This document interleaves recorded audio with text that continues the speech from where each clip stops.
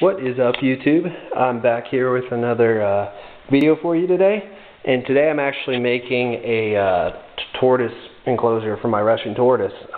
He's currently in a 40-gallon breeder, and one, it's too small for him, but also with the glass, he doesn't really like it too much. He gets kind of stressed because he'll walk into the glass, and I've been meaning to build him one, and I'm finally getting around to it.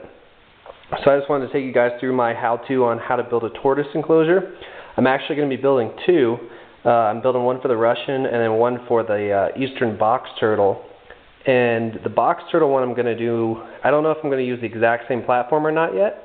I'm going to see how this one turns out because the Box Turtle uses a little more humidity. So I'm not sure if I'm going to change some things up or not. But let me show you what I have planned so far. So these are the two pieces of wood I've got. Well, it's more like 6 pieces, but to start, the base is everything is MDF. The base is 3/4 inch. I was going to do 1/2 inch for the walls, but unfortunately they were out of 1/2 inch pieces at the Home Depot I went to, because I bought some of the smaller pre-cut pieces that were already in like 4x2 sections, and so I ended up using 1/2 inch for the walls as well, or 3/4 inch for the walls as well. I could have gotten away with just 3/4 on the bottom and 1/2 inch on the sides, but it's alright. This will probably work out better anyway because the tortoise is on a 50-50 sand dirt, and so the sand's pretty heavy, so this will help with that. So first step here, I'm going to do, everything is already pre-cut. The cage itself is going to be 4 feet wide, or sorry, 4 feet long, 2 feet wide, and a foot tall. It looks a lot bigger in the actual video than it actually is, but that's the way it's going to be. I bought one 4x2 foot section for the bottom, and then I bought a second one of those and cut it in half, so my walls are 4 feet long and 1 foot high. And then I bought one of these little 2x2s, so that way I've got 1 foot tall, or actually, yeah, I guess that would be right. It's 1 foot tall and then 2 feet wide, and so that's going to be it for that. And then I've also got, which I'll show you in the next segment, the pieces for the lid. So I can't do an open lid one because of my cats. So what I'm going to do is I'm going to build the box like this, and then I bought some trim pieces that I'm going to use as the top opening lid that latches up and down with some chicken wire across it. So let me get these pieces all glued together, and then I'll show you what it looks like. Okay guys, I got the two sides put up.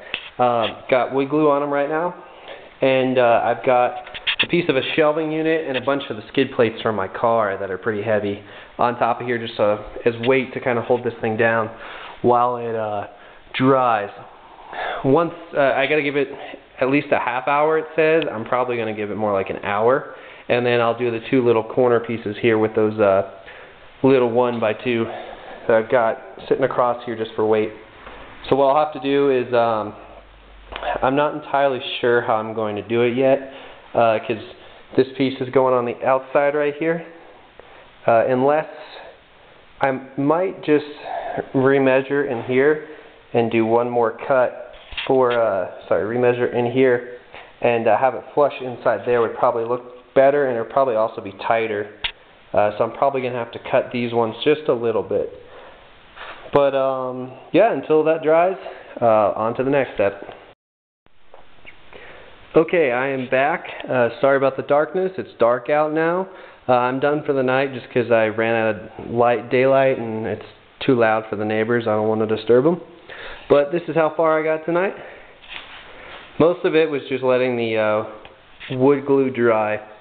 So you can see I've got the bottom attached, and then I've got the all the sides attached, and it is really sturdy. I've got 2 screws on each side.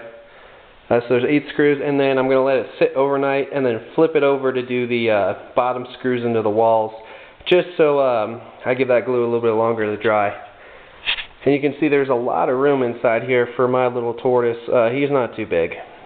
He's a male, but he's probably only about 6 inches or so.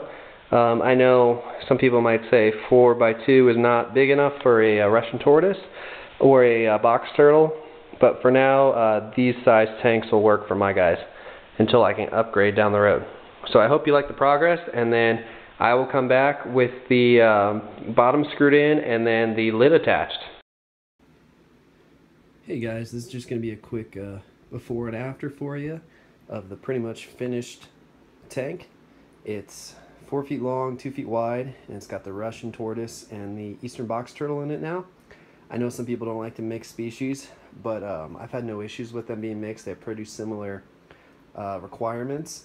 And one of the alligator rescues out here does the same thing, and they've also said they've had no issues with mixing. So I figured I'd give it a try. I've got it painted. I do have to fix the lid though. My dad made the lid for me, and the measurements I gave him were a little off. So this side, as you can see, does not sit flush. I need to make it like a 1/4 of an inch longer. You can see inside there it's sitting on the top of the wall. But if you watch the progress video, well, I guess this is the progress video. But if you saw prior to, I painted it and then I put a tarp inside to protect the wood, keep it from rotting. And you can see through there right now, there's one of my little tortoises. That's the Eastern box turtle. And right now the light setup is temporary. I've got a UVB on the side here. And then I've got the 2 heat lamps over there. They're just moonlight because it's in my bedroom, so I want to keep it kind of dark at night. And I'm going to be adding in some potting soil. I got 2, I think it's 50-pound bags of topsoil, organic, so it's safe for them. And then I've also got 4 live plants I'm going to be throwing in there to start. So I'm going to try and do that. And then the other thing I still need to do, I haven't found a good water bowl. I'd like to do a different water bowl than this one, something a little more natural looking, but I haven't been able to find one. So we'll see what I find. I'm going to try next weekend to come up with something. And I still am thinking I'd like to, if I'm going to be taking the chicken wire off the lid to fix it, I'm probably going to paint the lid as well because I think it'd look good. So let me get the potting soil in there and show you guys what it looks like. Okay guys, just want to show you what it looked like with the plants in there. I've got 4 in there right now, and the new soil. It's about 4 inches deep now. And these are just 4 plants to start. One over on the side there's fake. Just something to kind of brighten it up a little bit. You can see this guy's already going to town on that. Probably will not last too long in this tank. But Eastern box turtle's doing just fine with it. He's looking for more worms. That's the other thing I wanted to do with the topsoil. Sorry, gotta get my cat out of here so she doesn't jump in the tank. That's the other thing I wanted to do with this topsoil, was to be able to start having live worms in here for the box turtle, so he could find them on his own besides me feeding him every day. Well, let's hope this plan actually lasts and he doesn't chow down on both of them in less than a week, but we'll see. If he does, I'll just get some different ones. These longer grasses, I've heard they munch on them, but nothing too much. I gotta watch the height of them though. I'm gonna cut the tops off because I can't have them poking through the chicken wire and my cat chewing on them, because these are toxic to cats and dogs, not reptiles. I can't remember what they're called. They're like Dracona asparagus or something like that. They're safe for the tortoises, but not for cats and dogs. So make sure you go online and look at any lists of plants you're going to put in your tank before you do. These ones are safe for tortoises and turtles, so I'm just going to stick with those 2 for now. And then the other thing I'm going to do is try and add some little bit of Bermuda grass in here to grow. See if that'll work or not. Figured I'd give you guys a second though, just to kind of check out the guy. Sherman, he's pretty cool. I love tortoises.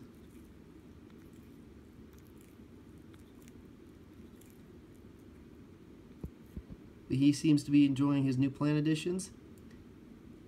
I'll let him keep hanging out and chewing on that. And hope you guys enjoyed this video. Keep watching for more. Have a good one.